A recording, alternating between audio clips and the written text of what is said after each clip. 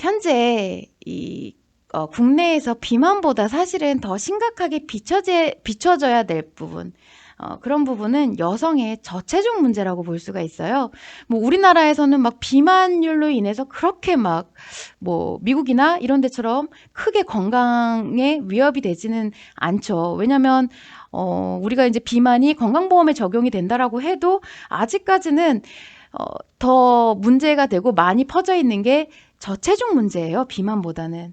특히나 이 성인 여성뿐 아니라 소아청소년마저도 이 저체중 문제에 포함이 되어져 있는데, 모두가 다이어트에 혈안은 되어 있을지 몰라도 저체중이 얼마나 위험하고 우매한 것인가에 대한 것은 아무도 신경을 안 쓰고 있다라는 거죠.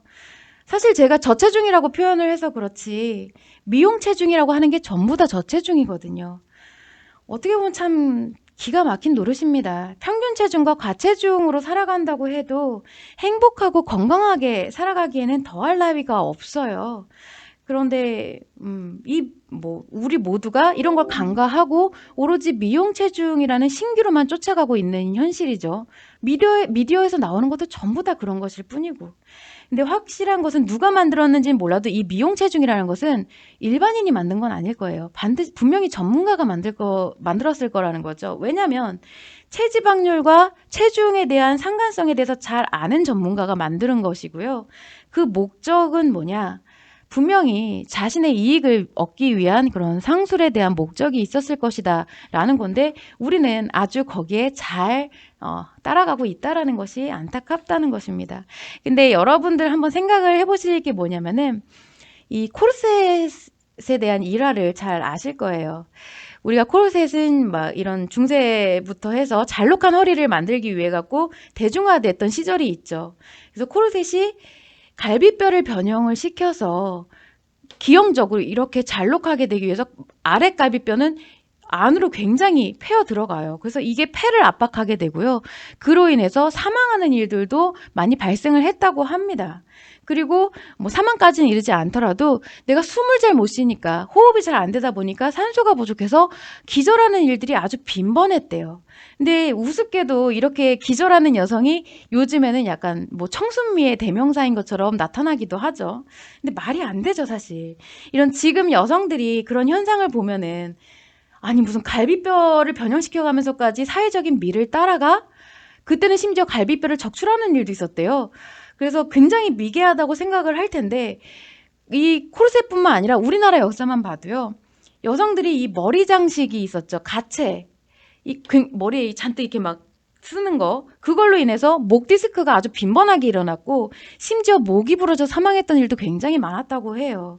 이게 정말 웃을 수도 없는 일인데, 과연 이게 그 시대만의 문제였는지 그것을 한번 생각을 해봐야 된다라는 거죠. 제가 보기에는 코르셋, 가채, 현재의 미용 체중, 이 모든 것이 다 동일합니다. 훗날 이제 후대가 이 미용 체중에 대한 개념을 알게 되면, 우리가 지금 그 코르셋이나 가채를 비웃듯이 이런 미용 체중을 쫓아가는 것 자체가 굉장히 미개하다고 비웃을 수도 있는 노릇이에요. 비만함이 과도해지기 때문에 질병률을 높인다고 하면, 저체중은 전체적으로 다 약해져 가지고 뭐 뼈가 됐든 근육이 됐든 장기가 됐든 모두 다 약해져서 그에 따른 문제들이 심각해지거든요. 심지어 정상 체중보다 비만한 사람들은 사망할 확률이 1.9배로 2% 미만으로 높아지지만, 정상 체중보다 저체중인 사람들은 사망할 확률이 2.76%로 3%에 가깝게 높아져요. 근데 일생을 살아가는 데 있어서 저체중인 사람들은 신체적인 힘도 부족해지고 면역력도 부족하고, 그렇기 때문에 자신의 행복을 추구해 나가는데 불리해지는 것이 사실이라는 거죠. 이거는 팩트예요. 아무튼 그래서 비만한 사람이 체중을 감량하는 것, 그리고 마르고 약한 사람이 체중을 증량하는 것 모두가 다이어트가 돼야 하는 게 맞는 것인데, 현재는 오로지 다이어트의 목표가 마른 체중일 뿐이고, 뭐 비만한 사람이든 평균 체중이든 어쨌든 더 마른 체중을 갖는 것이 목표가 되기 때문에 문제가 심각해지고 있다라는 점입니다.